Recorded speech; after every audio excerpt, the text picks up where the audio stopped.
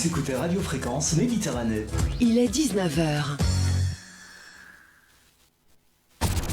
Fréquence Hit, c'est fini pour ce soir.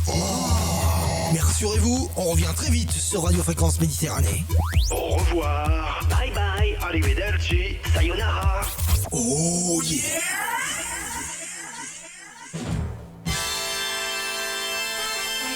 Radio Fréquence Méditerranée, dorénavant sur le 96.6 FM. Radio Fréquence Méditerranée, 96.6 FM partout sur la Riviera. 19h, 20h, c'est Ciné-Flash. Sorties ciné, stars, réalisateurs, films, bandes annonces. Retrouvez les interviews et les infos de celles et ceux qui font le cinéma d'hier et d'aujourd'hui. Le mercredi, plongez dans l'univers du cinéma avec Fabrice. Radio Fréquence Méditerranée. Allez, c'est parti. Bonsoir mesdames et messieurs, bienvenue ce soir sur Radio Fréquence Méditerranée, bienvenue dans Ciné-Flash avec Fabrice à la manette, bien sûr comme toutes les émissions de Ciné-Flash. Je serai avec lui ce soir pour l'accompagner sur cette émission. Et puis bien sûr ce soir nous avons deux invités, ils nous viennent de Menton, ils s'appellent Philippe et Denis Hanot. C'est des jumeaux, alors à l'image vous n'avez pas trop l'impression que ce soit des jumeaux, mais pourtant si, regardez bien, c'est des jumeaux. Pour preuve, c'est que je les ai eus hors antenne tout à l'heure avant pour préparer l'émission, et vous savez comment ça se comporte des jumeaux, mais dès qu'il y en a un qui parle, c'est l'autre qui finit la phrase. Vous allez voir, on va passer 1 heure, c'est du grand spectacle tous les deux. Bonsoir tous les deux, ça va? Ouais, ça va très bien, très bien. Alors vous avez vu, ils viennent de répondre en même temps. J'allais dire bonsoir Philippe. C'est très plaisir. Bonsoir. Bonsoir Denis. Bonsoir. Bonsoir Fabrice. Bonsoir. Ça va, on est parti pour ton émission Ciné-Flash. On a nos habitués qui commencent à se connecter et qui nous rejoignent. Un petit coucou pour démarrer cette émission à Sandra, à Paul et à Geneviève qui viennent de se connecter. Je signale à nos chers auditeurs que bien sûr vous pouvez nous suivre sur le 96.6 FM pour le secteur de Menton, Roquebrune, Gorbio, Castellar, Sainte-Agnès et Castillon, sur le www.fmradio.fr pour la FM, pour le web, et puis bien sûr en live Facebook. C'est parti. Mon cher Fabrice, c'est à toi de lancer cette émission. Oui, je suis content d'avoir Philippe et Denis ce soir. On s'est rencontrés au dernier festival du film fantastique de Menton. Et donc, c'est deux personnes qui ont travaillé en tant que régisseurs dans le domaine de la télévision et du cinéma, qui sont ici de la région mentonnaise. Et qui maintenant, pour l'un d'entre eux en tout cas, qui écrit des livres à l'heure actuelle. Voilà, donc je les ai invités pour parler un peu de leur expérience, et puis aussi, alors je crois que c'est toi Denis qui va nous parler un peu de la signification du métier de régisseur. Effectivement. Alors je finis la phrase de Fabrice, puisqu'en fin de compte, il faut dire que vous avez été régisseur il y a quelques années, tous les deux, donc régisseur de cinéma. Exactement. D'accord, voilà, maintenant vous pouvez présenter un peu le métier. Régisseur de cinéma, en fait, il organise en fait tout ce qui est matériel. Technique. Alors essaye de te rapprocher le micro parce que tire sur le bras. Alors c'est un organisateur d'une question matérielle et technique et logistique, on va dire, sur le tournage. Il débute, on va dire, au niveau de la préparation du tournage. Donc il est en collaboration avec le directeur de production, le réalisateur, le premier assistant. Il participe, on va dire, à tous les repérages, de manière, lorsque ces repérages sont sélectionnés, lui va intervenir. Il va intervenir pourquoi ? Parce qu'en fait, il faut trouver des locaux pour pouvoir accueillir toutes les équipes techniques, que ce soit machinistes, électro, que ce soit les costumiers, les coiffeurs, en fait les maquilleurs, et puis ensuite l'hébergement pour les comédiens, les réalisateurs, toute la partie également. Voilà. Enfin, c'est vraiment, on peut le comparer à un majordome qui s'occuperait d'un hôtel 5 étoiles. C'est quelqu'un qui doit être extrêmement pointilleux, avoir beaucoup de rigueur et beaucoup de charisme également. Et en règle générale, c'est plutôt la production, ou c'est plutôt le réalisateur qui choisit les régisseurs avec lesquels il veut travailler? Alors, souvent, ça dépend. Comme j'explique souvent, en réalité, à force de faire des rencontres, si je parlais du début de la genèse d'un film, le producteur a tendance à faire appel à toujours le même directeur de production, parce que c'est lui qui va faire le devis estimatif d'un film. Ensuite, c'est le directeur de production qui, par ses connaissances, va choisir son équipe. Entre autres, bien sûr, le régisseur. Le régisseur va choisir ses adjoints, etc., etc. Donc en réalité, mais il peut y avoir des affiliations avec un metteur en scène. Parce qu'en fait, absolument, on a connu ça, on en parlera un peu plus tard. C'est-à-dire que certains régisseurs sont, on va dire, ça devient de grosses familles, ce qui fait que le réalisateur connaît bien ce régisseur, il sait comment il fonctionne, il sait qu'il n'y aura pas de problème sur ce tournage. C'est un travail d'équipe, c'est vraiment un faut travail jamais d'équipe. l'oublier. Parce que ce qui est important aussi sur un tournage, et le régisseur a un point important, c'est qu'en fait, il est là pour le confort de toute l'équipe, pour le réalisateur, mais pour les acteurs et pour toute l'équipe qui est là. Donc ce qui fait que si ce réalisateur connaît bien ce régisseur, bien normalement, en général, un tournage se passe bien. Ouais. Surtout que ce domaine-là, en fait, nécessite énormément de connaissances et surtout, on en parlera un tout petit peu plus tard. Et le régisseur, faut pas oublier que lui, enfin la régie par elle-même, qui comporte souvent un régisseur général, des régisseurs adjoints et des stagiaires régie.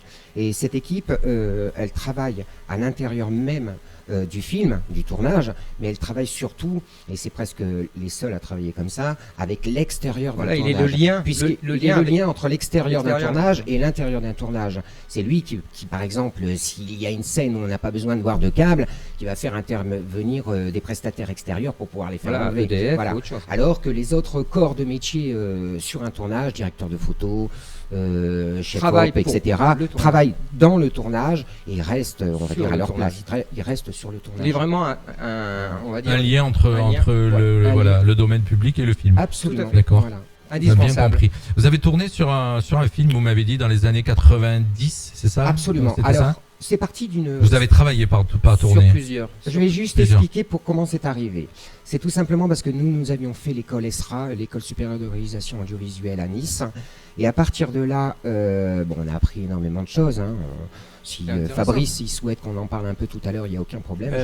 Tu peux en parler même maintenant. Tu veux qu'on en parle maintenant? D'accord. Voilà, alors l'ESRA, nous, ça c'est quelque chose qu'on a fait dans les années 89 et Alors juste, 90. l'ESRA, c'est l'école de cinéma qui se situe à Nice, pour ceux qui savent. Sur le port de Nice. Il y en a plusieurs, il y en a même... port de Nice, exact. Il y en a même une à New York, Oui, l'ESRA. Paris. Il y a Il y en a à Paris, il y en a Rennes, Paris. Mais vous avez fait celle Voilà, de Nice. celle de Nice, elle venait de s'ouvrir, elle devait avoir 2 ans, voilà, cette école. Tout à fait. Par au hasard, on va dire. Alors vous avez un petit coucou, je fais toujours des petites dédicaces de ceux qui vous regardent. Vous avez un petit coucou de Bernard Laboureau, de Geneviève Toulet, qui sont là et qui vous écoutent, Abiba, tous les habituels de nos émissions. Ouais, donc il y a beaucoup de gens qui se connectent et qui vous regardent. J'ai oublié une chose très très importante, c'est également de dire merci à tous les gens qui nous écoutent et puis surtout tous les amis, entre autres Bernard, Geneviève et puis j'en passe, bien sûr. Voilà. Donc je vais pas nommer tout le Et monde. puis surtout, ils pourront vous réécouter, Et... voir si vous avez été bon ou pas. Absolument. D'ailleurs, il y aurait... c'est ça. Là, je vais pas faire de parenthèse, mais il est vrai que ce qui a fait que à l'heure actuelle, je sois là avec Fabrice et dans cette radio pour pouvoir en parler, pour pouvoir parler cinéma, c'est surtout parce que j'ai fait une rencontre avec Bernard Laboureau qui a fait qu'après il m'a fait rencontrer d'autres personnes, entre autres Fabrice, donc cet écrivain, et tout simplement parce que j'ai cette passion qui m'est revenue sur l'écriture et c'est pour cela que j'ai commencé à écrire. Philippe.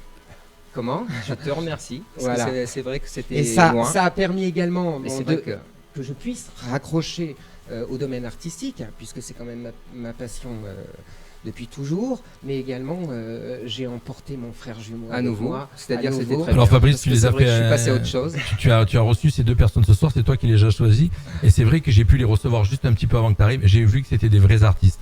Tu sais pourquoi? Les vrais artistes sont pas sur la même planète que nous en général. Il faut dire aussi, je vais vous dire, quand on était dans le cinéma, c'est-à-dire pendant pas mal d'années à Paris, eh bien en fait, on est complètement décalé par rapport au reste de la société. On vit à 100 à l'heure, on vit la nuit, on vit le jour, mais c'est tellement passionnant. C'est-à-dire qu'on n'a qu'une vie, il faut la vivre. Alors quand on doit vivre une passion, et mon frère me disait une phrase tout à l'heure en voiture, et qui est tout à fait juste. En réalité, nous, notre idée, c'était de ne pas être spectateur de notre vie, mais acteur de notre vie. C'est ce qui a un rapport direct avec notre émission de ce soir. Voilà, donc je vais quand même revenir sur l'ESRA pour vous expliquer en quoi consistait cette école. Bon, le seul problème, c'est qu'elle est privée et qu'elle nous a coûté très cher. Mais hormis cela, on a quand même appris pas mal Le de hasard a choses. fait qu'on a pu arrêter, on va dire. Alors les amis, essayez de parler dans les micros parce Denis, que rapproche-toi c'est mieux, du on vous micro, entend c'est mieux. ce Voilà. que je te disais. Vous parlez mais dans les micros, Alors, c'est mieux. L'ESRA, donc cette école privée, donc à Nice, on a commencé par réaliser. Je ne vais pas étaler exactement tout ce que nous avons appris à l'ESRA. Je vais simplement donner les points forts. Le point fort, c'est qu'au début de ce cursus, on vous demande de réaliser un diaporama. Alors, diaporama, quel rapport avec la réalisation d'un film en 16 mm, par exemple? Eh bien, en réalité, comme j'expliquais à Fabrice, avant de pouvoir faire des films, il faut d'abord déjà comprendre une seule image. Parce que un film, c'est 25 images par seconde. Donc, on décortique d'abord une image, et à partir de là, on s'aperçoit qu'il y a un cadre, qu'il y a des émotions, qu'il y a de la lumière, etc., etc. Donc, le premier travail qu'ils nous ont donné à faire, donc ça a été de créer donc un diaporama. Et il est vrai qu'on a appris beaucoup de choses sur ce sujet. Ensuite, on est passé bien sûr à un film, où là, on a commencé à utiliser le matériel filmographique. Entre autres, on a... 16 mm. Ouais, voilà, c'est-à-dire... Mais en réalité, ce qui était intéressant, c'est que on s'occupait de tout. C'est-à-dire que le fait qu'on arrive dans une école de ce genre, la première année, vous apprenez aussi bien à faire du montage de films, à faire de la réalisation, de la mise en scène, de la tu touches un petit production. peu à tout, quoi. On touche à tout. Donc ça a pour but que, parce que c'est un cursus qui dure 3 ans, ça a pour but que la première année, on sache exactement ce qu'on veut faire de notre vie.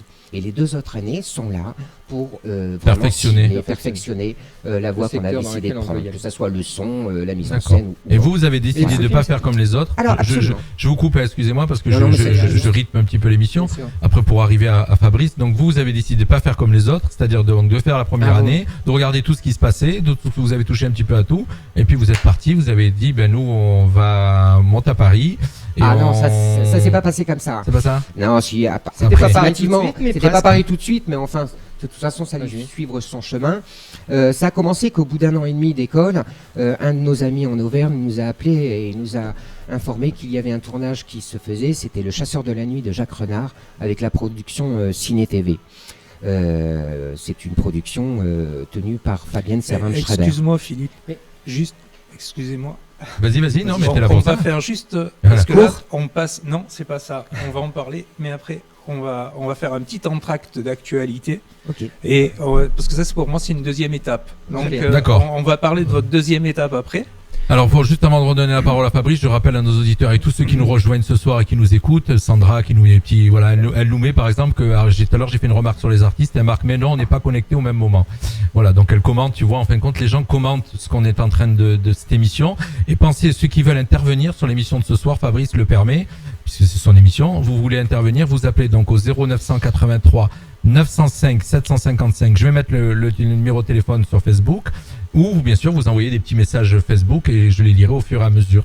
Fabrice, tu voulais parler d'actualité ce soir, avant de revenir à nos invités. Voilà, donc c'était pour donner comme info pour ceux qui ne le savent pas ou qui l'ont oublié, que le 10 février vous avez la remise des Oscars qui doit passer certainement sur une chaîne de télévision française, j'imagine. Et donc on va c'est tard le soir en général. Ouais, c'est ça. Et donc on va en parler un petit peu. D'accord, et donc on envoie juste avant le générique. Fabrice a souhaité vous faire écouter le générique des Oscars pour que vous vous imprégniez de ce moment.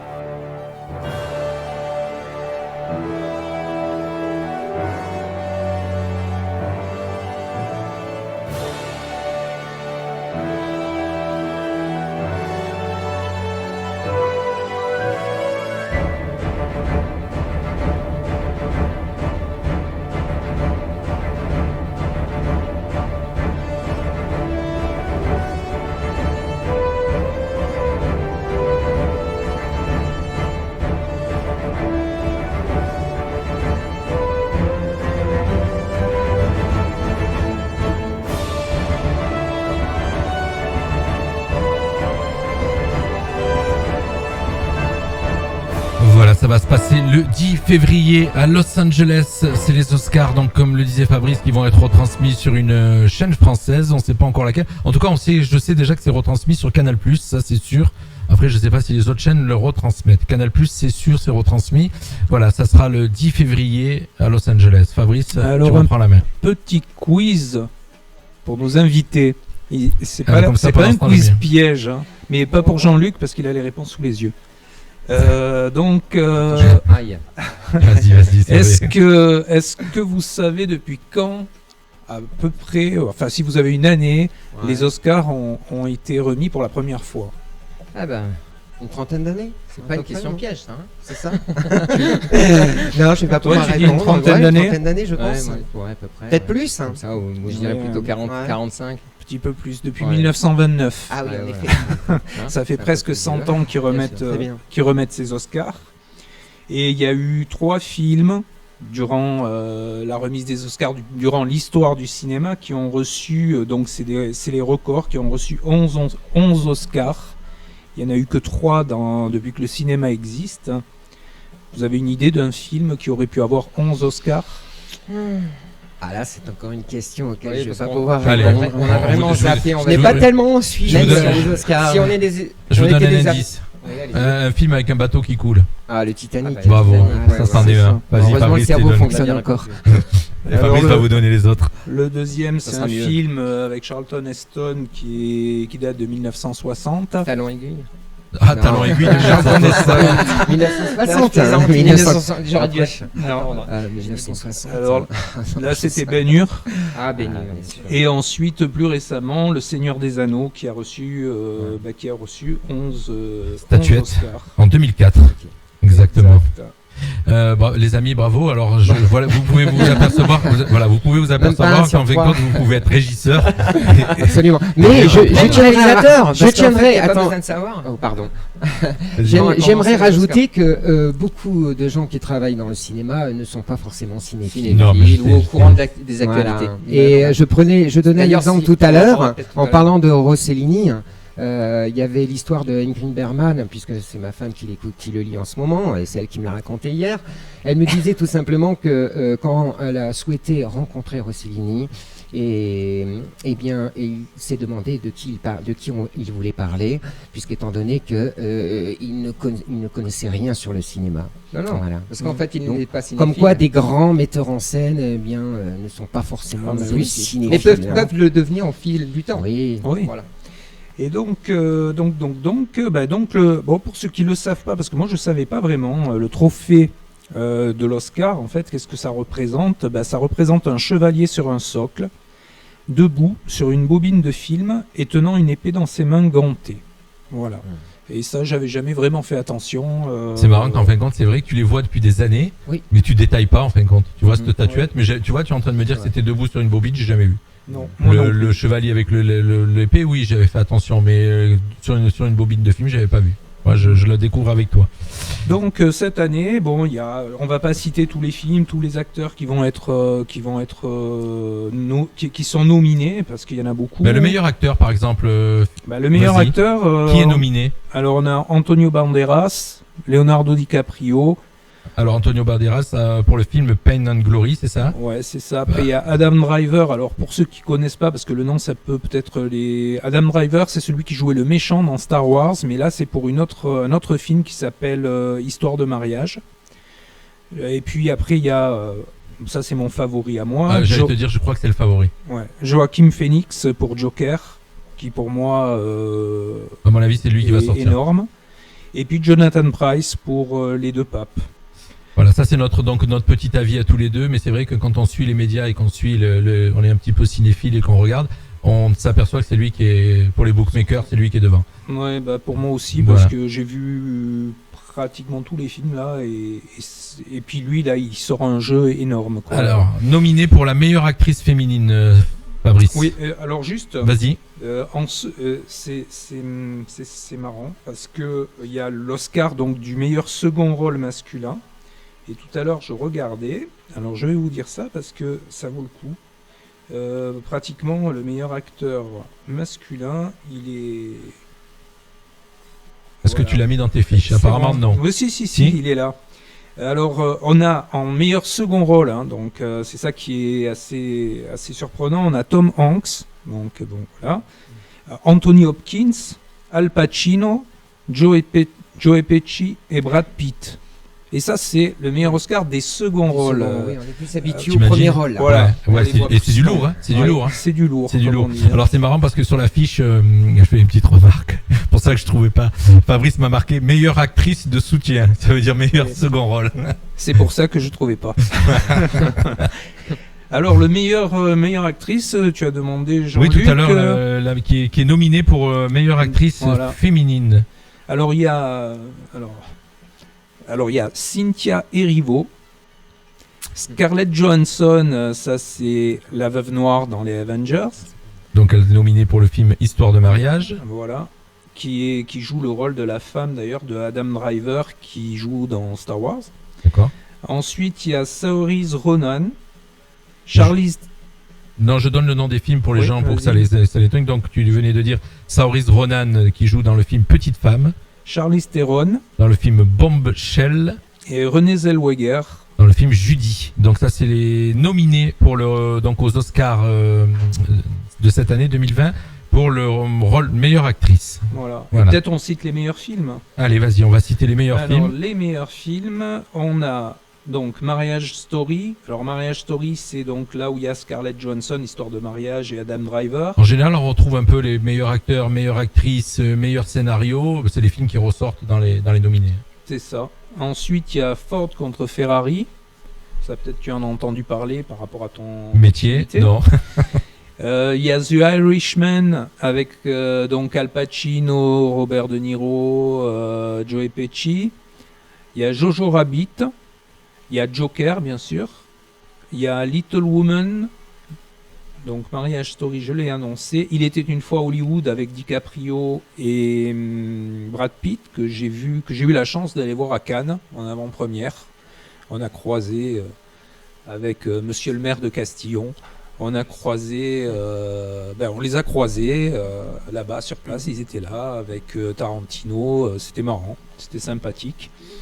Donc il y a ce film-là aussi nominé, il y a Parasite, c'est un film coréen, et ensuite il y a 1917, ça c'est un film assez bizarre parce que c'est un film qui a été filmé en plan séquence, totalement. Alors il faut expliquer ce que c'est un plan séquence pour nos auditeurs. Voilà, le plan séquence en fait il a été filmé d'un bout à l'autre sans coupure. Voilà.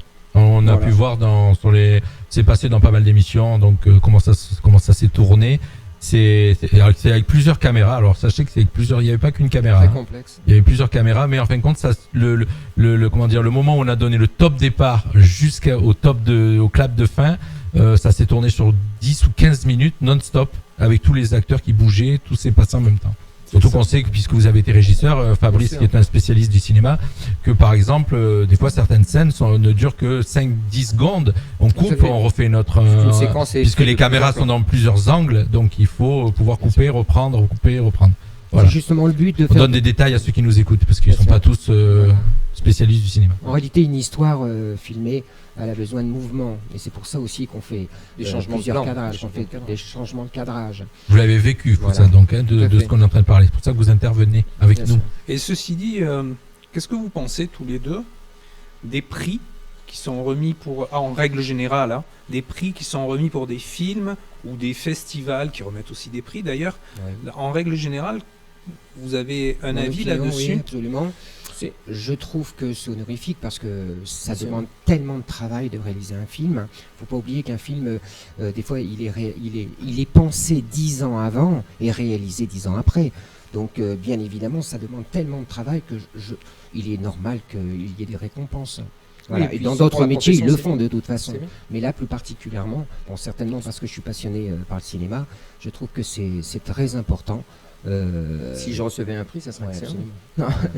D'abord, les prix, il n'y en a pas que dans le cinéma, puisque regarde, tout à l'heure, on parlera de ta passion, donc l'écriture. Il y a des prix dans l'écriture, il Il y a des prix dans le théâtre, voilà, en général. Ça permet c'est un genre de, c'est une compétition, je veux dire aussi, c'est un peu comme le sport. Alors, donc justement, le mot compétition, moi je n'aime pas l'aborder, puisqu'étant donné que je trouve que la vie n'est pas une compétition personnellement, je trouve que il ne devrait pas avoir de concurrence.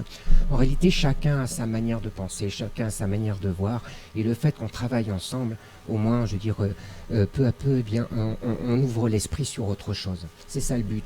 Mais la compétition, nous on l'a fait dans une partie de notre vie quand on était grand sportif avant nos 29 ans. Oui. Et sincèrement, je trouve que, bien sûr, c'est de l'adrénaline, mais ça use plus vite que la normale. Oui. Voilà. Merci. Est-ce que tu penses, pardon. Non, vas-y. Est-ce que tu penses pas justement que dans un milieu artistique, bon, moi je suis mal placé pour le dire puisque j'organise un festival, mais dans un milieu artistique, quand il y a une compétition, parce que tu rentres ton film dans un festival, automatiquement tu es en compétition avec un autre film, on va pas te décerner de prix parce qu'il faut faire un choix.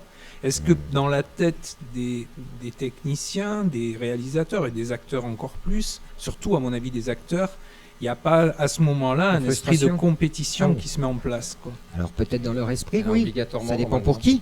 Mais personnellement, c'est le public qui choisit. À partir de mais là, malgré tout, c'est absolument, mais il y a toujours compétition. Des compétitions. Alors simplement, il ne faut pas être déçu quand on ne réussit pas. Mais la compétition, ça fait partie. En fait, faut pas s'en offusquer. Ça fait partie de la vie, ça malheureusement. La vie, oui. C'est regarde tous les deux. C'est celui qui parle le plus des deux. Non, là, je le laisse parler. C'est-à-dire, j'ai appris quand même à savoir écouter. Et pas forcément parler. Allez, on va reprendre le cours d'émission. Il est 19h25. Fabrice, il veut nous parler ce soir aussi de plein de choses. Là, il vient de nous parler donc des Oscars. Ils vont se dérouler, je le rappelle, le 10 février à Los Angeles et qui seront retransmis sur Canal+. Mais dans la suite de cette émission de ce soir, tu veux nous parler de quoi aussi, Fabrice? Alors là, en ce moment, en salle, donc qui est déjà sorti, que j'ai été voir. Il y a un film, une comédie. Et on va écouter d'ailleurs, la bande-annonce. Quelqu'un en parlait mieux que moi. D'accord. Alors, on écoute la personne on peut dire la personne qui est sur cette... Danny Boone. Danny Boone. On va l'écouter tout de suite, qui va nous parler de ce film. Puis après, vous nous donnerez votre avis tous les trois. Je suis le docteur Tardy. Commencez par me dire comment vous appelez. Léo Milan, nom de code le lion. Léo Milan n'existe pas. C'est ma couverture. Eh bien, je suis le psy de Danny qui arrive, oh là là, il est tout hirsute, on ne sait pas d'où il vient, et puis il prétend quand même des choses incroyables, ce qui serait agent secret. Moi, spécialisé dans l'exfiltration d'otages. Effectivement, je suis hirsute. C'est un état que j'ai travaillé en amont du tournage.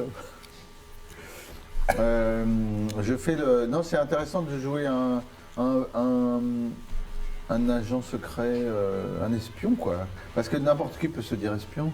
On ne sait pas si c'est vrai ou pas. C'est le principe de l'espion. On ne sait pas, parce que sinon, si on sait, c'est qu'il n'est plus espion. C'est vrai. Espion, ça veut dire voir sans être vu. Espion, c'est un agent secret, mais s'ils te le disent, c'est plus secret. C'est ça. Ouais. Les deux personnages, ils vont dans des endroits qu'ils pensaient pas, où ils ne pensaient pas aller. Et puis alors, c'est dans cet inconnu, dans cette obscurité, qu'ils se révèlent, que la lumière jaillit en eux. Tu étais scientologue, toi? Depuis hier soir. Voilà, donc. Avec Ludo Colbeau-Justin, un réalisateur qui nous a. C'est pas tout à fait terminé, Fabrice, mais c'est pas grave. Vas-y, tu peux reprendre la parole puisqu'on a pu reconnaître sur cette interview Danny Boone accompagné de Philippe Catherine qui joue dans ce film Le Lion que tu as été voir, Fabrice. Voilà, j'ai été le voir malgré les critiques moyennes, on va dire. Il y a des mauvaises critiques, mais finalement, c'est une bonne comédie familiale, on va dire. Ça m'a fait rire et je pense que il est sympa. C'est une comédie sympa. À voir. Donc, alors moi j'ai vu les bandes annonces, ça m'a donné envie d'aller le voir, mais c'est vrai que les bandes annonces des fois c'est les meilleurs moments, donc c'est pas toujours évident de se baser sur une bande annonce. Mais non, voilà, mais là il y a pas que la bande annonce, heureusement, et il y a aussi un peu d'émotion. Je trouve qu'en plus le duo il fonctionne bien. Philippe Catherine il est très bien il se complète bien, je trouve. Donc allez voir. D'ailleurs. Je parle d'un film qui n'était pas prévu. J'ai été voir Papy Sitter, l'avant-première, d'ailleurs avec Bernard Laboureau. On a été voir l'avant-première où il y avait Gérard Lanvin, il y avait Olivier Marchal. Et bon, c'est un super film. Moi, j'ai bien aimé, on a bien rigolé. Et je crois qu'il n'est pas encore sorti. Il va sortir là d'ici peu. Et celui-là aussi. Il est annoncé, oui. Ouais, à voir. Et alors, Olivier Marchal, pour ceux qui connaissent, il est top. Et il n'a rien à voir, mais absolument rien à voir avec ses films précédents. C'est vraiment un rôle de comédie à 200%. Voilà. Alors juste pour rebondir sur ce que tu viens de dire, pour tous les auditeurs, tous ceux qui veulent découvrir toutes les sorties ciné qu'il y a cette semaine et qu'il y a les semaines qui suivent, on a une rubrique sur le site de la radio, donc sur fmradio.fr, tout en bas de la page d'accueil, vous avez tous les films qui sortent ce mercredi et le mercredi qui suit. Voilà, c'est très simple. Et vous avez donc, tu pourras aller voir, donc sorties ciné.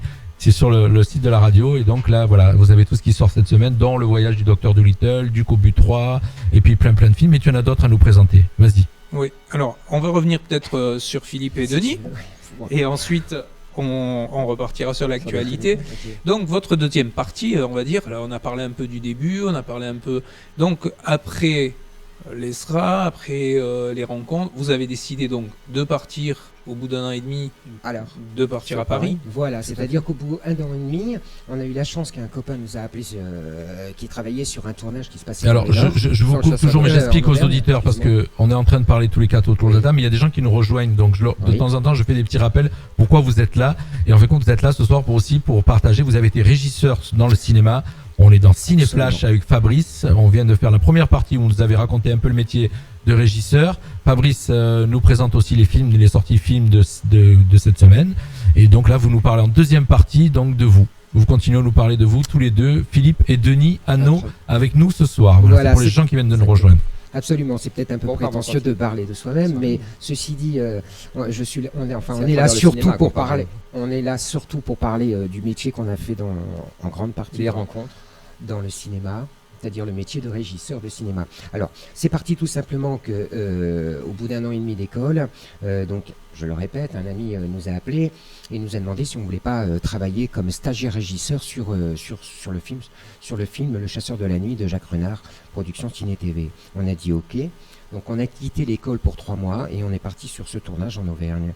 Et de là est parti notre passion. Par curiosité, Le Chasseur de la Nuit, c'était brièvement, c'était quoi? C'était une histoire d'amour impossible. Voilà, tout à fait. Voilà. Qui se passe dans le Mans du Forez, dans la région d'Ambert, et d'après le roman d'Henri Pourrat, qui a écrit par exemple Le Gaspard des Montagnes, si vous connaissez. D'accord. Voilà. Donc, non, on ne connaît pas. Mais c'est pas grave, continue. Voilà. Et de fil en aiguille, eh bien, le fait tout simplement qu'on se donnait à fond dans le travail qu'on nous avait demandé, ça nous a permis de faire énormément de rencontres. Et il y a une directrice de production qui s'appelait Joé Faré, voilà, qui nous a repérés et nous a demandé de poursuivre ce chemin sur Paris, sur d'autres films. Alors on a dit oui, c'est comme ça qu'on a quitté l'ESRA.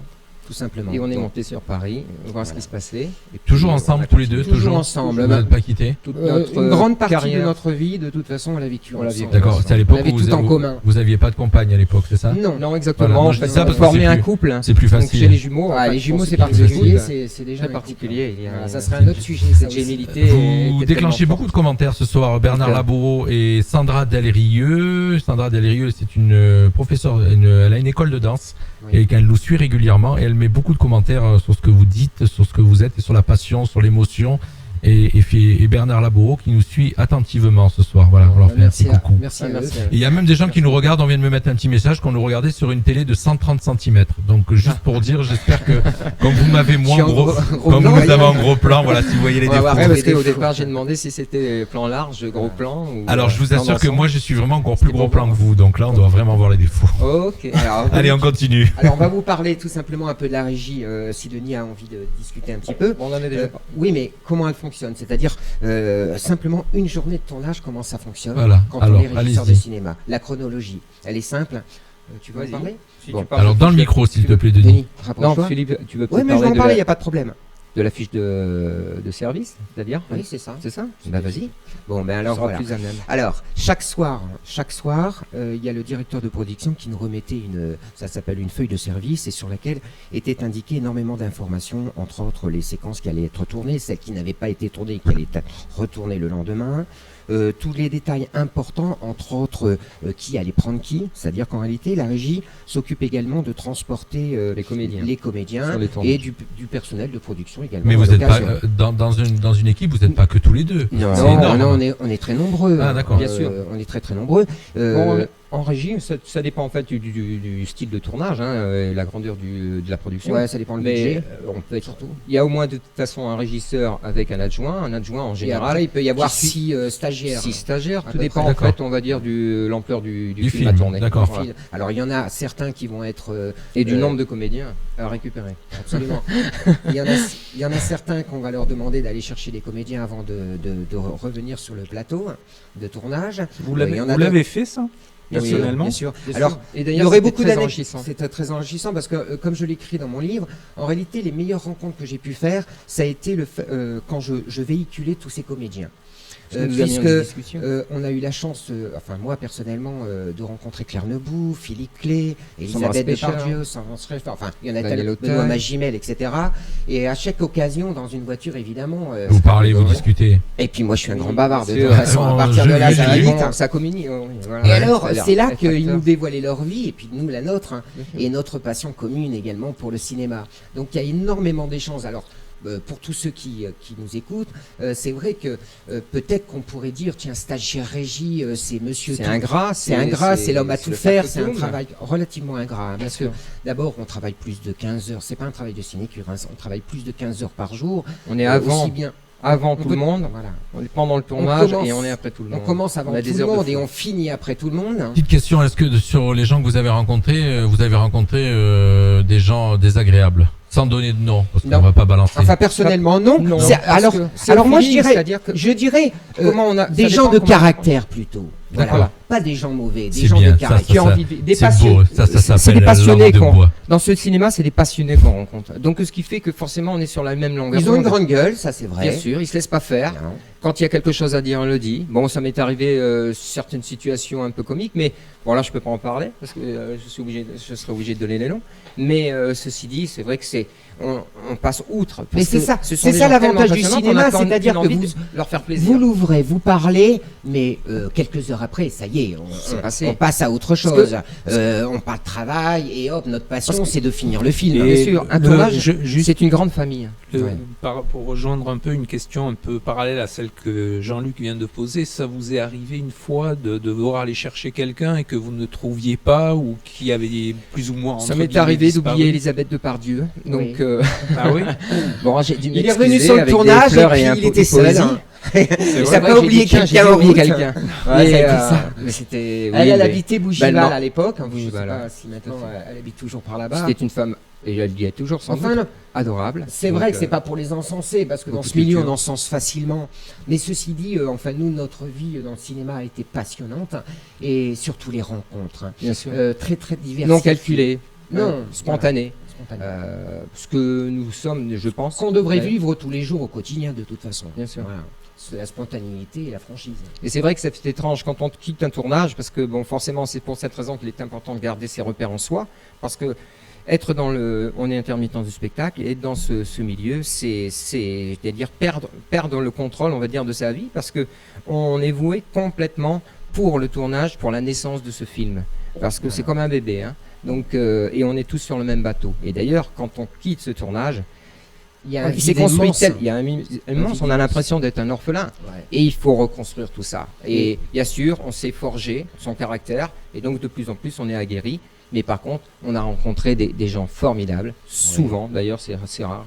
J'ai pas vraiment en tête de gens que j'ai détestés, parce que ce sont des gens qui sont là, on dirait, pour créer. Et la création, c'est... Voilà, vous êtes au top, mais je vais vous couper parce que j'aurai quand même l'œil sur la pendule et je sais qu'on a encore pas mal de choses à dire. En fin de compte, il faut que je la rythme de l'émission. On va revenir sur vous tout à l'heure, mais on voulait continuer de finir, donc présenter, Fabrice voulait continuer à présenter les quelques films qu'il a mis ce soir dans sa playlist, on va dire, entre guillemets.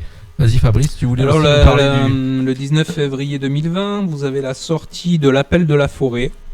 Donc qui est un livre en premier, et c'est un remake qui vient d'être réalisé, donc avec Harrison Ford et avec Omar Sy, entre autres. Donc un film à voir. On va écouter la bande-annonce si tu veux. On va écouter la bande-annonce. Allez, on écoute de suite la bande-annonce. Restez avec nous, vous êtes sur Radio Fréquence Méditerranée. Vous êtes de plus en plus nombreux à vous connecter. Ce soir, autour de la table dans l'émission Ciné Flash, on a Fabrice et les deux frères Hano. Pas Jean-Jacques, mais de Philippe et Denis. Voilà. C'est la bande-annonce tout de suite du film, donc Fabrice vient vous parler. Yukon est un endroit dangereux. On ne sait jamais ce qui peut arriver. Je suis monté ici parce que je ne voulais plus côtoyer personne. Et puis j'ai rencontré Buck. C'était un chien différent des autres. Il avait été gâté. Viens, Buck! Et il avait souffert. Monte! Mais on ne pouvait pas le briser. Je ne sais pas d'où tu viens, mais je sais où tu es aujourd'hui. Bienvenue au bout du monde. On va lui laisser une minute. Je crois qu'il n'a encore jamais vu de neige. Ça te dirait de tenter l'aventure? Au-delà des cartes, on pourrait aller, toi et moi, là où personne n'est encore allé. Voir ce qu'il y a là-bas.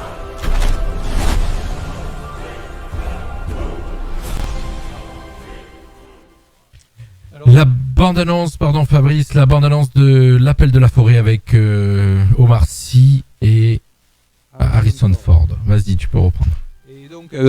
Et donc c'est un film aussi, petit clin d'œil à Bernard Labourreau, c'est un film pour Charles Édouard, puisque c'est l'histoire de Buck, un chien de traîneau, enfin qui va devenir un chien de traîneau, et qui aura des aventures dans le Grand Nord canadien. Non, en Alaska, pardon, c'est pas au Canada, c'est en Alaska, pendant la ruée vers l'or, dans les années 1890. Et donc c'est l'histoire de ce chien qui va trouver un maître qui est Harrison Ford. Et c'est un film qui est entre le réel et l'animation. C'est-à-dire qu'il y a beaucoup... Le chien, par exemple, en question, ce n'est pas un vrai chien, mais c'est tout. Il a été fait complètement en 3D. Avec beaucoup d'autres choses, mais j'ai vu certains extraits et c'est très très bien fait. Donc c'est le prochain Walt Disney qui va sortir donc le 19 février. Dans 2 semaines, L'Appel de la Forêt, puisque... Alors tu viens de faire une petite aparté en parlant de Bernard Labourreau et de Charles Édouard. Pour nos auditeurs, sachez que Charles Édouard sera exceptionnellement, donc écoutez bien, puisqu'on l'a diffusé sur la radio et c'est exceptionnel. On sera la première radio à le faire. Charles Édouard donc sera interviewé. C'est l'éditeur de Monsieur Bernard Labourreau, lundi 10 de 19h à 20h en direct. Ça sera en live Facebook. Voilà. Et ça va être exceptionnel. Parce que pour la première fois de ma vie, je vais interviewer un chien. Voilà. J'ai préparé les questions aujourd'hui. Voilà. Donc tu peux continuer, Fabrice. Oui, donc je reviens vers vous.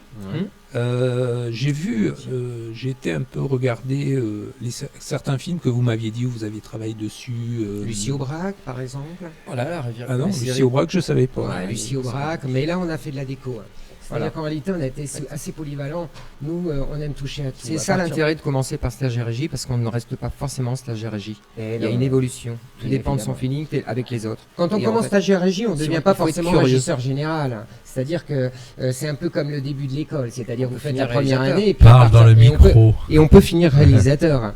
À partir du moment où vous avez votre carnet d'adresses, vous avez des contacts, il y a une évolution possible dans tous les corps de métier. L'avantage, c'est que vous allez apprendre tout le vocabulaire sur le terrain de toute façon. Parce que vous avez un contact avec tout le monde. Ouais, voilà. Voilà. Alors les films dont tu parlais, je pense que il y avait Le Chasseur de la Nuit, mais il y a aussi Jalna, c'était une série télévisée avec Nanette Darieux, La Rivière Espérance, Le Doigt Magimel, il y avait Grégoire Collin, Nanette et Bonny, c'était deux potes de l'époque, puisqu'ils habitaient juste à côté de chez nous dans le 6e arrondissement. C'est vrai que c'était. Et il y aurait pas mal d'anecdotes, mais je pense qu'on va être pris par le temps pour en parler, non? Mais vous reviendrez au pire des cas, ça passe vite, mais bon, Fabrice va vous garder sous la main, vous viendrez. Enfin, juste une anecdote, Benoît Magimel, à l'époque, il avait qu'une mobilette bleue. Tout Et à puis fait. il débarquait, nous on habitait, comment elle s'appelait notre rue? Rue de Menton. Rue de Menton, voilà. Rue de En Menton. plus. Et c'est vrai. Rue de Menton. Rue c'est pas- de Menton. D'Aubenton. Ah, Daubenton, d'accord.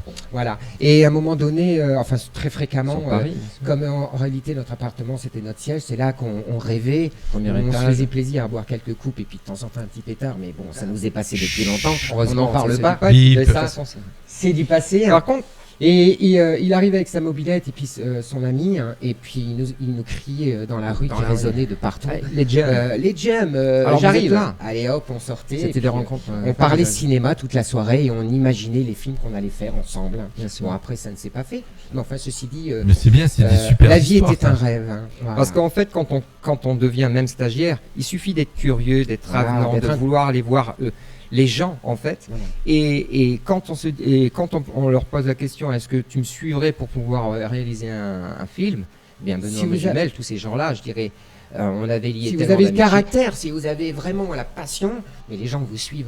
D'accord. Il n'y a Tout à fait. aucun problème. Vous ne restez C'est pas le fait stagiaire d'être- régie. Voilà, c'est pas le fait d'être stagiaire régie que vous n'allez pas créer quelque chose. Non, mais j'ai de cru extraordinaire comprendre dans tous les votre deux. vie. J'ai vu que vous aimiez bien parler, que vous êtes des vivants, des bons Ah, il faut vivants. être Donc, vivant dans la vie, Alors, hein. ce qui est vous important, êtes- c'est la culture générale aussi. hein. Voilà. Ça, c'est très très important. Hein. Dans tous les milieux. Il faut pas être une quiche, quoi. Voilà, mais il faut non, être- c'est-à-dire. Mais dans la vie, Mais curieux, mais dans la curieux. vie, il faut pas être une quiche. Non, il faut être curieux La de passion tout, de la vie, la curiosité, c'est. Je vous avais dit que je suis un peu trash parfois. Il Moi, n'y a je- pas de je problème. parle, Il n'y a pas de C'est problème. important. Normalement. Un mot est un mot. Après, il faut accepter le comportement de chacun, il faut accepter la personnalité de et les chacun. différences. On est tous différents. Il y a des gens passionnants et passionnés qui vont vouloir faire le tour du monde. Moi, je l'ai jamais fait. Je suis pas un accro des grands voyages, mais ceci dit, j'ai d'autres passions. Et heureusement, On fait pour des chacun voyages de dans nous, la Mais on a quelque une chose chance à dans notre dire. radio, c'est ça qu'on qui est bien. reçoit que Voilà. des gens passionnés, Bon. et les gens qui sont autour des micros et qui nous rejoignent dans l'équipe sont des passionnés aussi en général. Voilà.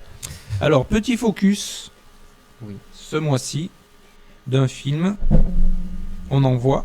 Oui. Et vous allez... Ne cherchez pas midi à 14h, car il y a un point sur lequel tous les Français sont d'accord.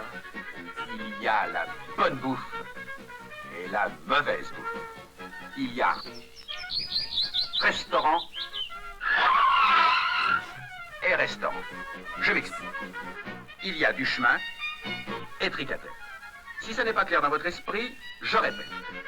Il y a du chemin qui donne des étoiles et des fourchettes et tricatelle qui sert de l'essence en guise d'apéritif. Quand on a mal mangé, on n'est pas content, mais on ne peut rien faire. Alors, quelqu'un va le faire pour nous. J'ai nommé, J'aimerais passer ma commande, s'il vous plaît. j'ai nommé Louis de Funès. Ah, excuse me, but I have reserved one table for me now. I am Mr. Young.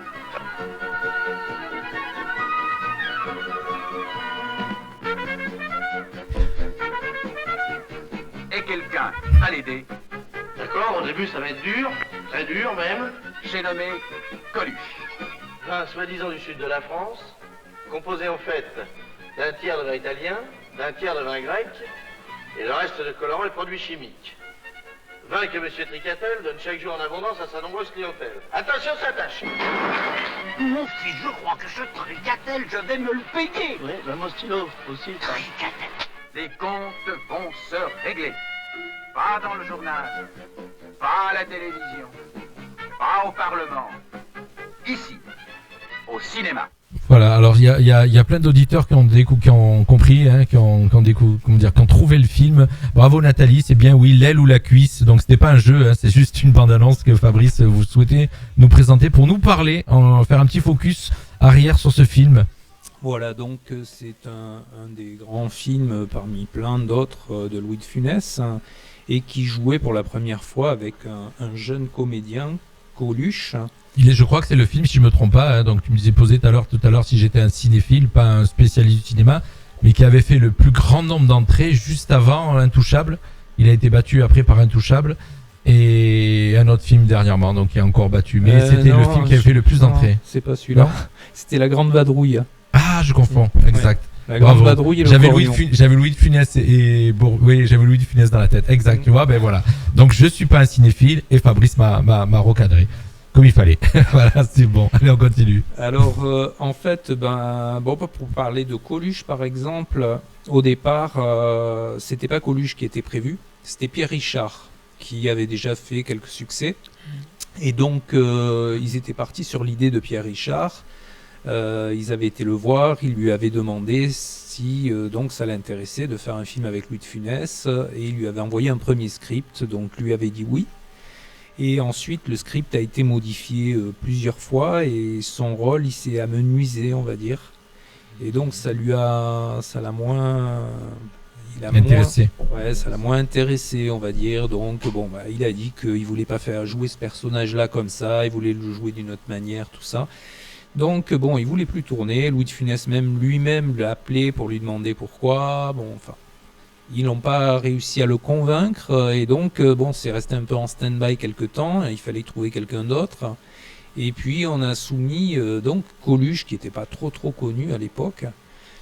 Et Louis de Funès, quand on lui a dit Coluche, il a dit non, moi je ne vais pas tourner avec ce farfelu en quelque sorte. Et puis ça s'est ébruité, les gens autour de Louis de Funès lui ont dit ouais, mais Coluche, surtout son fils, donc c'était Olivier de Funès, il lui a dit à son père, mais tu devrais tourner avec Coluche, c'est un futur grand, tu verras, tout ça. Donc ils se sont rencontrés, ça s'est super bien passé entre eux, et il a dit ok, on le fait avec Coluche, et donc voilà, le film s'est fait. Et à savoir aussi que le producteur qui était Christian Fechner, pour ceux qui connaissent, c'est devenu par la suite, là c'était un jeune producteur qui commençait, qui était fan absolu de Louis de Funès, et il voulait à tout prix faire un film avec lui, mais c'était un jeune producteur. Et il est devenu après, par la suite, un des plus grands producteurs français. J'ai pas en tête tous les films qu'il a fait, mais il en a fait énormément, et des gros succès.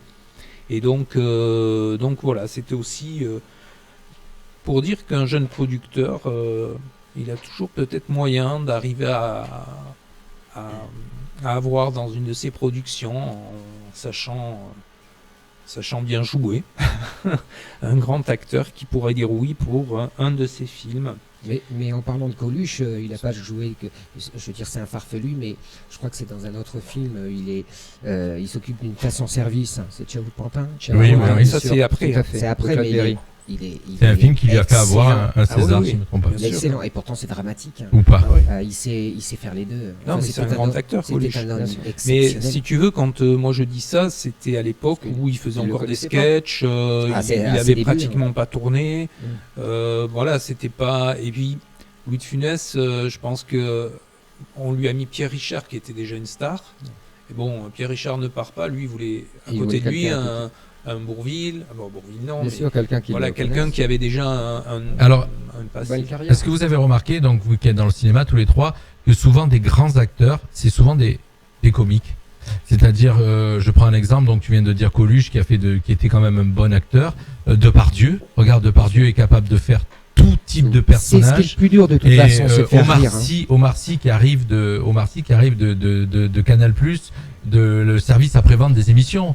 Ouais. Ça, et puis aussi qui j'avais en tête l'acteur français Danny Boone qui s'est joué autant du comique que du dramatique, et celui qui est, je sais pas son nom, qui faisait Un gars et une fille. Jean Dujardin. Voilà, donc c'est des comiques à la base, mais qui deviennent de très grands acteurs, même de dramatique. Oui, mais il y en a beaucoup. Mais le problème aussi, enfin le problème c'est pas un problème, mais en France, il faut voir que le cinéma qui marche le mieux, le cinéma qui marche bien, c'est la comédie en premier. Donc à partir du moment, dans tous les box-office, les premiers films, c'est la plupart du temps c'est de la comédie, ou alors c'est des grosses productions américaines. Mais bon, si on reste en France, ça reste souvent de la comédie, et donc c'est comme ça qu'ils arrivent à percer, à se faire connaître, bien en sûr. Tout cas au départ. Et puis après, si c'est des bons comédiens comme Fernandel, comme Bourvil, ils peuvent jouer les deux. Comment ? Ils peuvent jouer les deux, voilà, ils savent jouer les deux. Il suffit de leur demander. Après, Louis de Funès, lui, c'est un cas à part, parce qu'on lui a proposé on lui a proposé des fois de jouer des rôles plus graves, plus sérieux. Il a toujours refusé parce qu'il trouvait déjà que lui, sa phrase était déjà à faire rire, c'est un grand travail. Et donc moi, je vais me contenter. Faire pleurer, c'était. voilà, je vais me contenter. C'est déjà difficile, il disait, de faire rire les gens. Donc moi, je vais rester sur mon... Enfin, je développe mon talent d'acteur, mais dans la comédie. Voilà. Donc après, à voir maintenant, à l'heure actuelle, c'est plus comme avant. Je pense qu'un vrai grand comédien, il doit et il peut faire les deux en même temps. Quand on voit Omar Sy, par exemple, Omar Sy, il a fait des drames sublimes, il a fait de la comédie à mourir de rire. Il est vraiment, c'est un gars qui sait tout faire. Quoi. Voilà, il est complet comme Tom Hanks. On l'a vu dans des comédies, on l'a vu dans des choses où on avait les larmes aux yeux, on a vu... il est capable même dans un même film faire rire et faire pleurer en même temps. Forrest Gump, Le Terminal, je parle de Tom Hanks. Et Omar Sy, pareil, j'ai vu, là j'ai pas en tête, mais j'ai vu plusieurs films où on passe de la comédie au drame dans le même film. Et il sait tout jouer. Et ça, c'est un grand comédien. Voilà. J'ai fait mon monologue. Voilà, non, on est à la radio pour ça. Et puis on a plein de gens qui nous écoutent, qui nous rejoignent, dont Jean-Mario Lorenzi va se présenter. Tu vois, je fais des petites dédicaces qui se représente comme pour essayer de redevenir maire de Sospel. Et on lui fait un petit coucou. David, le CCF Castellar, Abiba Paya, qui est une fidèle et qui nous suit à chaque émission, Frédéric Sineri, Nathalie, Étienne, Fabienne, et voilà. Et je fais des petites dédicaces parce que c'est des gens qui nous suivent et on est très heureux qu'ils soient régulièrement à suivre nos émissions. Il nous reste 6 minutes d'émission. Alors, 5 minutes exactement. Vas-y. Une dernière petite anecdote sur le film, c'est que dans le film, il y a un petit rôle. À un moment donné, il y a Coluche qui est dans un cirque et il y a des gens du cirque. Et parmi les gens du cirque, il y a Gérard Lanvin. C'était un de ses tout petits premiers rôles. Il y avait aussi Martin Lamotte, mais Gérard Lanvin. Pourquoi je parle de Gérard Lanvin ? Parce que peut-être il sera parmi nous à Menton. Pour le festival. Ouais. Voilà. Alors j'ai dit peut-être. Ce sera donc le 4e festival, c'est ça ? Voilà. On aura l'occasion d'en reparler. 4e festival du film fantastique de Menton, organisé par Fabrice, puisque c'est sa spécialité. Il est là ce soir avec nous, donc pour cette émission Cinéflash qui arrive tout doucement à sa fin. Il nous reste 4 minutes, les amis. Alors, en dernier mot pour nos invités, peut-être, pour nous dire un peu. On avait encore plein de choses à dire. Tu avais préparé plein de choses, mais tu as vu, ça passe vite. Là, c'est trop court. C'est parce très que bien. Si on voulait quand même développer le sujet, là, je veux dire, on était assez terre à terre. Le sujet est quand même beaucoup plus complexe. C'est concis. Donc, voilà. Alors, on parle du sujet de métier de régisseur de cinéma, mais il ne travaille pas seul. Donc, obligatoirement, on devrait parler un peu des autres. Non, on parlera pas des autres. Alors je sais bien, là, il n'est pas possible. Alors moi, j'aurais voulu juste dire avant la fin, puisque j'ai toujours l'œil sur la pendule, puisque je dois rythmer l'émission. Vous reviendrez donc tous les deux dans une autre émission spéciale, puisque tu es devenu depuis écrivain, tu écris. Tu as un livre devant toi et donc tu peux le montrer à la caméra. Non, je vais pas le montrer. Non, tu n'as pas le droit de le montrer. Disons que le livre que j'ai écrit, j'en ai écrit 4 cette année. Entre autres, c'est Tu t'es posé sur moi qui est en vente sur Amazon. Non, il n'est pas là, il est de l'autre côté. Ah d'accord, il est de l'autre côté. Aller chercher. Bon, ça sera pour la prochaine fois. Je l'avais pas pris avec moi. Donc on va vous recevoir spécialement pour ça. Pour ces 4 livres, je vais en parler. Entre autres un polar, un livre sur des chansons et poésies, puisque j'écris des chansons et des poésies. Et puis également ce livre, bien sûr, que vous pouvez regarder, qu'on va bientôt terminer tous les deux. D'accord. Et c'est le métier de régisseur. C'est le manuscrit que tu es en train de montrer. Mais celui-là, ce qui m'intéresse, puisqu'étant donné que malheureusement toutes les écoles parlent très mal du métier de régisseur, il y a rarement de bonnes formations sur le métier de régisseur. Parce que c'est un travail de terrain. C'est vraiment un travail de terrain. On apprend ce métier par le terrain, pas par une école. C'est très difficile. Voilà. Parce qu'en fait, il y a tellement de choses à apprendre. Absolument. Et puis de petites. Alors, on a voulu créer ce livre pour simplement mettre un lexique sur tout le vocabulaire cinématographique et expliquer également au début comment on réalise un film à partir d'un livre, tout simplement. Comment il va devenir un scénario et comment il va devenir un film plus tard. Voilà, donc dans ce livre, il va y avoir toutes ces informations. Et il y aura également tous les tableaux qu'on utilise dans le milieu, aussi bien mise en scène, production et également régie. D'accord. Eh ben on va vous réserver une émission. On va vous réserver une émission que pour ça. Et ça sera certainement au mois d'avril, puisqu'on est déjà complet jusqu'en avril au niveau des interviews. Fabrice, on va te laisser clôturer cette émission. Tu penses qu'on a le temps de passer le dernier petit Écoute, il dure 1 minute, donc il nous reste 1 minute 40 au compteur, donc on va envoyer James Cameron, qui est un passionné de défense de la nature et des animaux et des océans, a fait un petit quelque chose, c'est-à-dire que vous allez le voir là. On l'écoute de suite. Allez, il nous reste 1 minute 30. C'est avec le sourire, un record et un sous-marin chargé d'échantillons biologiques et de prises de vue que James Cameron est remonté à la surface la nuit dernière dans le Pacifique. Le réalisateur d'Avatar et du Titanic a plongé à 500 km au sud-ouest de l'île américaine de Guam. Il a atteint le point le plus profond de la croûte terrestre. C'est un long trajet quand tu dépasses la profondeur à laquelle se trouve le Titanic, puis celle du Bismarck. Et puis tu vas jusqu'où les sous-marins de poche Mears peuvent aller et tu n'es qu'à la moitié du chemin, qu'à 2/3. C'est fou. C'est à bord de ce submersible que le cinéaste canadien a pu descendre jusqu'à 10 898 mètres de profondeur, jusqu'au fond de la fosse des Mariannes, connue sous le nom de Challenger Deep, une zone qui n'avait été atteinte qu'une seule fois, en 1960, par 2 hommes. James Cameron est le premier à s'y être rendu seul. C'est un habitué des explorations sous-marines. Il en a effectué 6 vers l'épave du cuirassé allemand Bismarck, coulé en 1941, et 12 vers l'épave du Titanic. Voilà, j'ai coupé le top horaire de 20h pour qu'on ait le temps de se dire au revoir, parce que sinon on pouvait pas se dire au revoir. C'était une petite news que tu nous avais préparée, Fabrice, sur monsieur James Cameron, qui est en plus d'être un grand cinéaste, réalisateur, c'est ça? Attends, excuse-moi, j'ai fermé le micro. En plus, donc réalisateur du Titanic et de Avatar. Voilà, mais qui en plus de ça, donc fait des explorations. C'est quelqu'un qui s'occupe de la défense des océans dans le monde et il essaie de faire beaucoup de choses. Voilà, donc je vous remercie tous d'avoir été là. Fabrice, pour ton émission, je vous rappelle que la prochaine émission de Fabrice, ça sera le premier mercredi du mois de mars. C'est toujours les premiers mercredis. Que on vous retrouvera donc sur notre radio au mois d'avril. On va communiquer via Facebook, on va se donner des infos pour caler une date. Que je vous invite à aller faire un petit tour. On va lui faire aussi un petit peu de promo.